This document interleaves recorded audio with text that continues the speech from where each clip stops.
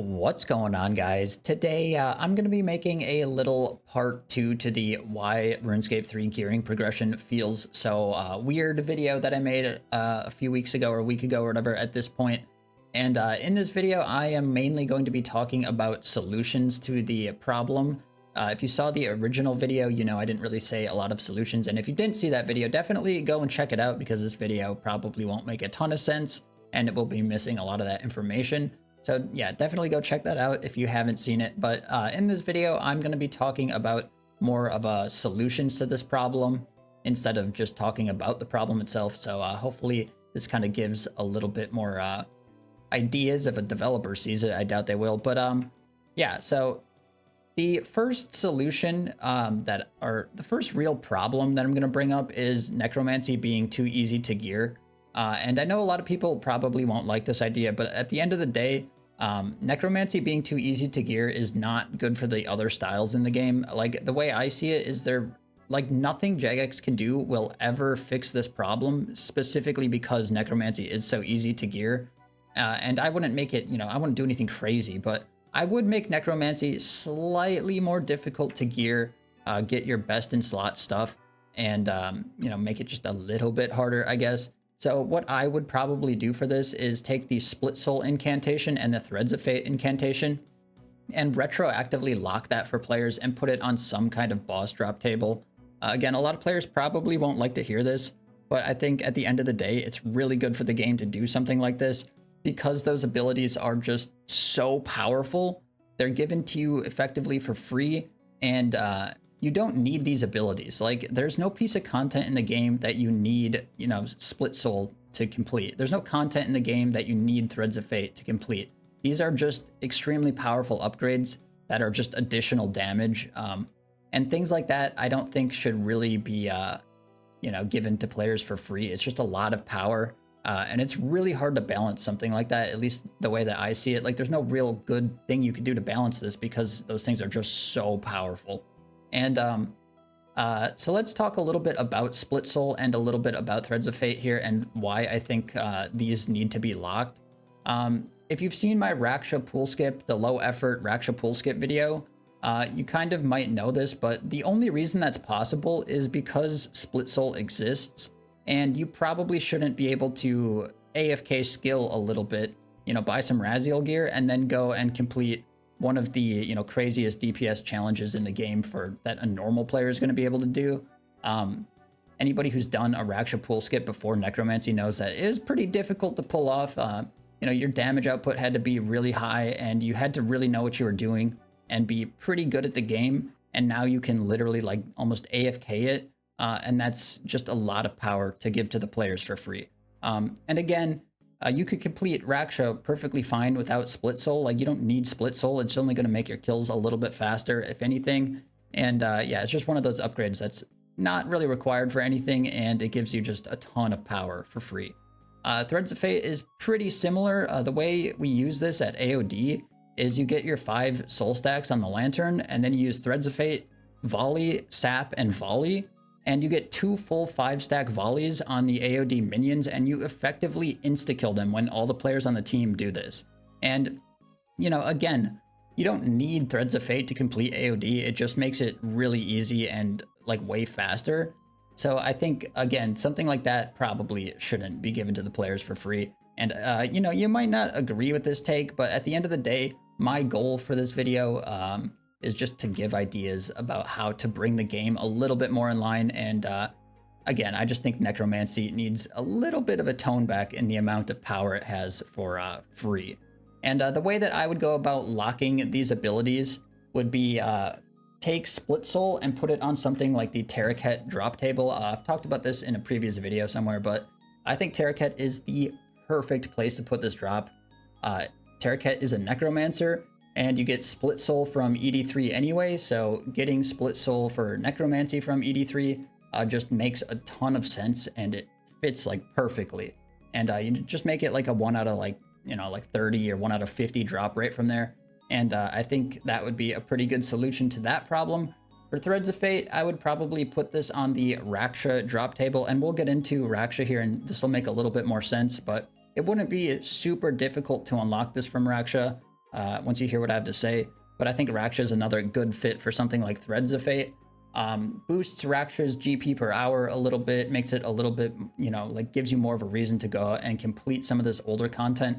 Instead of just looking at the game and being like, well, I've already got everything for Necromancy, and there's really no point in me doing ED3 or Raksha, so I'm just gonna not do those ever. It would give players a reason to do that, and I think that's good for the game. Just a little bit more incentive to complete older content. So yeah, that's what I would do for Necromancy. Again, you might not agree with this, but that's fine. I just think overall it's probably good for the game to do this. So now my second solution to kind of solving some of the problems with combat would be, so I would consolidate some of the codexes that exist in the game and make them essentially just one item.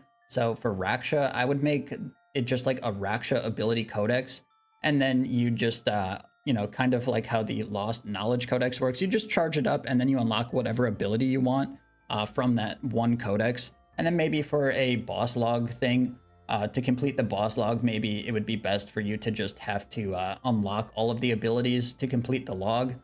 I guess that would be kind of bad. Maybe you'd have to actually create the abilities, kind of like how the Archglacior works, instead of just buying them from the G. But yeah, you'd have to create all of these abilities and I guess unlock them in some way to complete the log, just something like that. So it, you know, isn't too easy to complete the log, I guess. And yeah, that's probably how I would do some of these codexes. I think this is especially important for Raksha as well as ED2. I think ED2 is another perfect candidate for a solution like this because, you know, ED2 has a lot of codexes, and if you get really unlucky on an Iron Man especially, it could be really annoying, I think, if you know, just didn't get your Barge codex and you had like 4 or 5 of the other ones. That just feels terrible. And, you know, it built in some bad luck protection. And overall, I think it just makes gearing a little bit easier for the other styles, and I think that's probably a good thing. You know, for example, you could go to Raksha, get one ability codex, and be like, I only want Ricochet, and then just unlock Ricochet, and then you'd be done there. Or I just want Threads of Fate, get Threads of Fate and Ricochet, and then after 2 drops, you'd be done from there.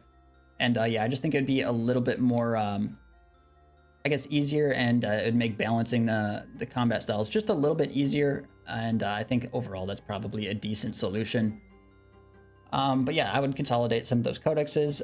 Another thing I would probably do is old drops need a use. The way it's set up currently is a lot of these older drops and older bosses in general are almost completely pointless. So unless you're going for the pet or the log or something like that, there's really no reason to ever touch this content. And some of this content is easily the best content in the game. I mean, Virago is probably the single best boss in the game, and there's really no reason to do it. So it's pretty sad to see the game in that kind of state. I think giving more incentive to go and do these bosses would probably be a good thing.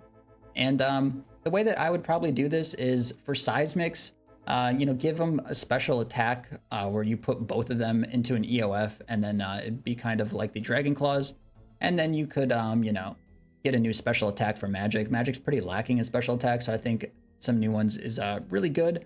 For Praisals, you could maybe have these upgrade to tier 95 and give them a decent passive, or, you know, make it disassemble into a component. I actually don't like that idea. They're too rare to disassemble, but yeah, Praisals could probably use an effect as well. Ascension Crossbows could probably use an effect or a special attack or something. Blightbound's kind of the same thing. And I would probably do those where, you know, if Seismics get a special attack, Ascension Crossbows get a special attack. If Praisals get a tier upgrade and a new passive, Blightbounds could get a tier upgrade and a new passive. Another thing I would probably do is Raziel gear should disassemble into a new component. A lot of the Raziel like armor is really not worth that much. I mean, the gloves are like 15 mil. The helmet and boots I think are like 75 mil. So they're pretty cheap pieces of gear now. And it really doesn't incentivize players to go and kill these bosses when a lot of the drops are fairly cheap. You know, the body and legs are still kind of expensive. I think they're like 150 mil. But yeah, I think it would kind of, you know, make those drops and make those bosses have a little bit more longevity, because what happens to that boss once we get a new set of Necromancy armor that's better? Is it just useless? You know, it just feel kind of bad to have that gear be really cheap and no one really killing the boss, no point to kill the boss.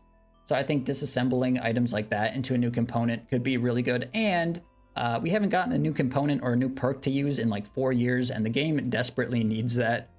We need item syncs for a few things, and new perks just make the game more fun. It's kind of boring having the same perk on like every piece of gear. But yeah. The final thing I would do to existing gear, or I mean, there's a ton of stuff that needs changes, but the last thing I'm gonna talk about here is Tectonic. This needs a passive. Tectonic absolutely needs a passive. It was super weird how they gave Sirenic a passive and they didn't give one to Tectonic at the same time. Like, it just feels really awkward when you have these corresponding sets of gear that one of them, I guess, has a use or could have a use in the future, and then the other one is just like completely useless. It just feels really awkward to do that. And I think giving Tectonic a passive is just great for Virago, as well as, you know, the game in general, to you know, boost magic up a little bit more. Magic is really strong right now, but it's still lacking a set of armor, and it's way behind range. So you know, something to bring those in line might be a good thing. I don't know what kind of passive you could give it, but there are a bunch of options. Not really going to talk about that here. But the final thing I'm going to talk about in this video is going to be craftable sets of gear for each style. Necromancy did this pretty good, where there's a relatively easy set of gear to craft for each like tank gear and DPS gear for that style. And it feels really, really weird to not have that option for the other 3 styles. Like, it feels just strange to have, you know, these easy sets of gear that are actually useful for only one style in the game. And if you've seen a few of my guide videos with Necromancy, we do occasionally use like a piece of Death Dealer with our first Necromancer set to be getting that effect as well. So it kind of introduce maybe some like niche use cases for, you know, these other sets of gear that could be kind of useful. And things like that I think are always good for the game, because it just gives you a little bit more options in what you can do, and gives you a little bit of customizability, and it would bring these the gearing for these other styles, at least for like lower level gear, a little bit more in line. Unfortunately, Jagex completely dropped the ball on this with the recent smithing update. I think this was a big mistake, and it was really disappointing to see, but the primal armor is useless. Like, it doesn't, like, there's no point to use the primal armor. I don't really see why they didn't make it have like a set effect, kind of like Necromancy. Like, this was the perfect opportunity to do that, and they completely missed the mark, which was really disappointing. So hopefully with the maybe a rune crafting update and a crafting and fletching update that we're going to get later this year, we could maybe see an armor for magic and range that does this, and then hopefully they revisit smithing. But yeah, that's kind of where I'm at with some solutions to these problems that I talked about in the first video. And you might not agree with all of these, but at the end of the day, I do think that pretty much everything I've said is good for the game, and if it was done, the game would be in a much better place. But yeah, if you guys have any of your own ideas, leave them in the comment section below. If you agree or disagree or whatever, leave that in the comment section below. I do read the comments, and if you made it this far in the video, definitely drop a like on it. It does help promote the channel quite a bit. And as always, guys, thanks for watching. I will see you in the next one.